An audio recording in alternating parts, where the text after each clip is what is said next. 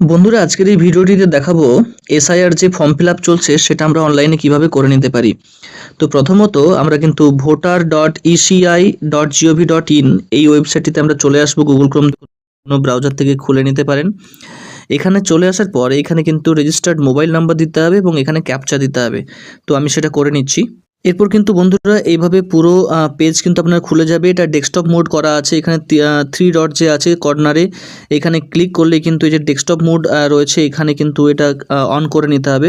তাহলে এই বিষয়গুলো সব সুন্দরভাবে দেখা যাবে। এরপরে যে সার্ভিসেস রয়েছে এইখানে কিন্তু আপনারা দেখতে পাবেন ফুল এনুমারেশন ফর্ম এবং search your name in last SIR.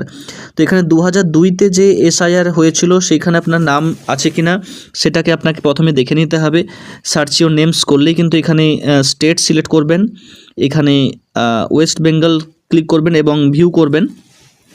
View করলে কিন্তু এখানে সমস্ত ডিটেলস চলে আসছে। আপনাদের অ্যাসেম্বলি কনস্টিটিউয়েন্সি দেখাবে, তার নাম এখানে কিন্তু সবার দেখাবে।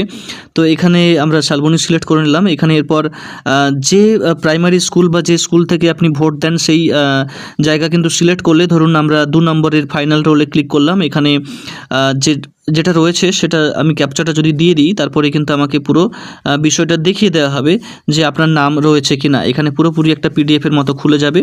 সেখানে আপনি চেক করে দেখে নেবেন এই জায়গা থেকে যে আপনার নাম রয়েছে কিনা। যদি থাকে খুব ভালো, যদি না থাকে তাহলে কিন্তু আপনাদের কোনো চাপের বিষয় নেই। এরপর আমরা ব্যাক চলে আসবো এখান থেকে। এরপর আপনাকে করতে হবে এনুমারেশন ফর্ম ফিল আপ। তো আমরা যে প্রথম জায়গায় দেখেছিলাম এই জায়গাটাতে, এখানে এরপর আমরা ক্লিক করব।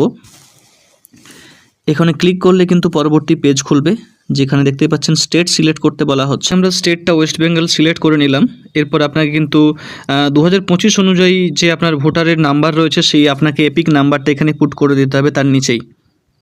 এরপরে আপনাকে দেখাবে যে আপনার যে বিএলও আছে তার নাম্বার কিন্তু আপনি এখানে দেখতে পাবেন, এবং তারপরে নিচে যেটা রয়েছে মোবাইল নাম্বার আপনাকে দিতে হবে, লিঙ্কড মোবাইল নাম্বার, এবং সেন্ড ওটিপি করতে হবে।